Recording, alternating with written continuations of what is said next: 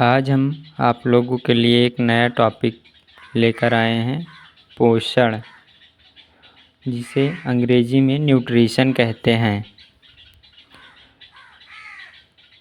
पोषण भोजन में उपस्थित पोषक तत्वों या पदार्थों को तोड़कर उन्हें रक्त में मिलाना पोषण कहलाता है।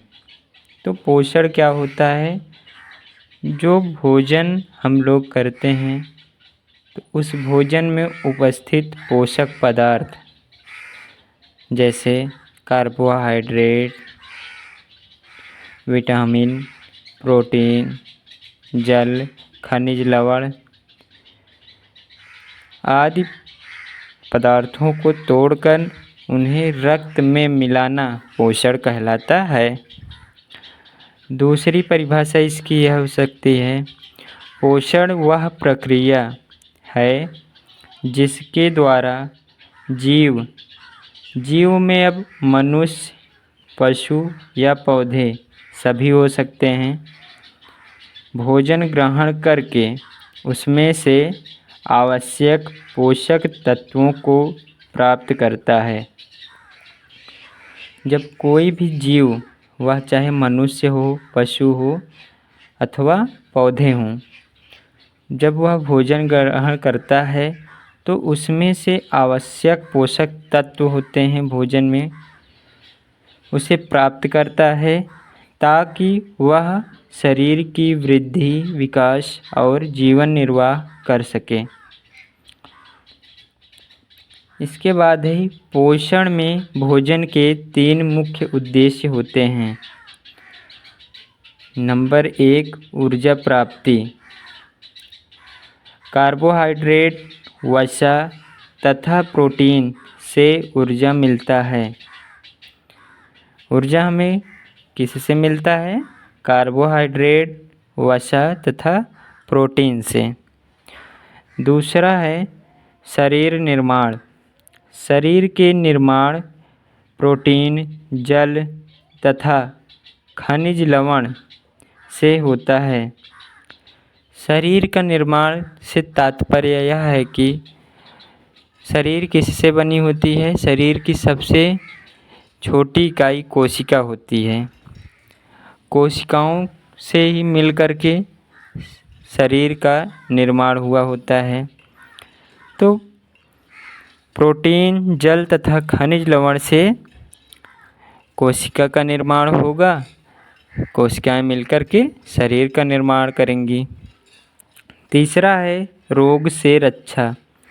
विटामिन तथा रुक्षांश, जिसे मोटा चारा हम लोग जानते हैं, शरीर को रोगों से बचाते हैं। विटामिन तथा रुक्षांश क्या करते हैं? यह हमें रोगों से बचाने का कार्य करते हैं। अगला है पोषण के प्रमुख चरण, the major phase of nutrition.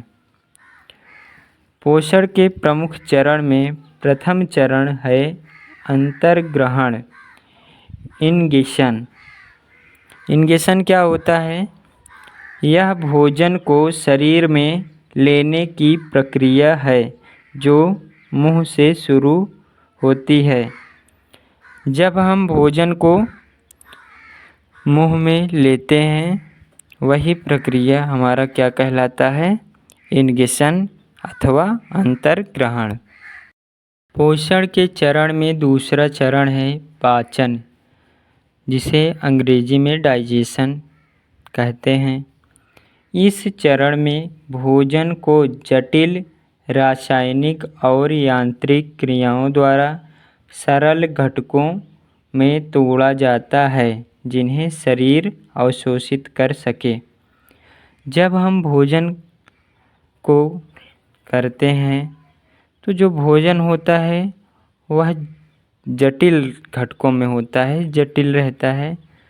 तो उसे रासायनिक और यांत्रिक क्रियाओं द्वारा सरल घटकों में तोड़ा जाता है जिन्हें शरीर अवशोषित कर सके। वही प्रक्रिया हमारा पाचन कहलाता है। पोषण के प्रमुख चरण में तीसरा चरण है अवशोषण, एब्सॉर्प्शन। पाचन के बाद बने सरल पोषक तत्वों या तत्व आंतों की दीवारों से रक्त प्रवाह में अवशोषित हो जाते हैं।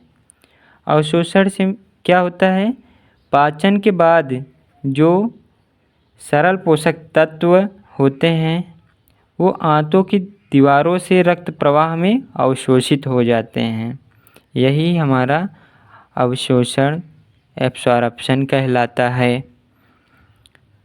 पोषण के प्रमुख चरण में चौथा चरण है स्वांगीकरण या आत्मसात्करण, एसिमिलेशन।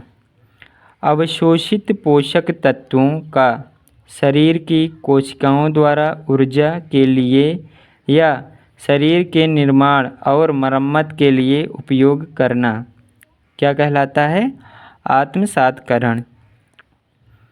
पोषण के प्रमुख चरण में पांचवा चरण है बहिक्षेपण या उत्सर्जन, इगेशन और एक्सक्रीशन। अपाच्य, इनडाइजेस्टिबल और बिना पचे हुए अनडाइजेस्टेड अपशिष्ट पदार्थों को शरीर से बाहर निकालना ही हमारा उत्सर्जन या बहिक्षेपण कहलाता है। उत्सर्जन से तात्पर्य यह है जो शरीर में अपशिष्ट पदार्थ होते हैं उसे बाहर निकालने की प्रक्रिया ही उत्सर्जन कहलाता है। अपाच्य वह होता है ऐसा फूड मटेरियल, ऐसा भोजन जो पच ना सके, डाइजेस्ट ना हो सके। अगला है भोजन के अवयव, कंपोनेंट्स ऑफ फूड। तो भोजन के कुछ अवयव हैं जो नीचे दिए गए हैं। भोजन में 7 मुख्य अवयव होते हैं। तो भोजन में मुख्य अवयव 7 होते हैं। नंबर 1 कार्बोहाइड्रेट, नंबर 2 वसा जिसे चर्बी भी कहते हैं, अंग्रेजी में इसे फैट के नाम से जाना जाता है। तीसरा है प्रोटीन। चौथा भोजन के अवयव में है विटामिन। पांचवा भोजन के अवयव में है खनिज लवण। छठा है जल जिसे वाटर कहते हैं और सातवां मोटा चारा जिसे रुक्षांश कहते हैं। ये क्या होते हैं? भोजन के मुख्य अवयव होते हैं। तो हम लोग आज पोषण के विषय में जानकारी प्राप्त किए। पोषण क्या होता है, पोषण के प्रमुख चरण क्या होते हैं, तथा जब हम भोजन करते हैं तो जो भोजन के अवयव मुख्य होते हैं वो कौन से होते हैं। Thanks for watching.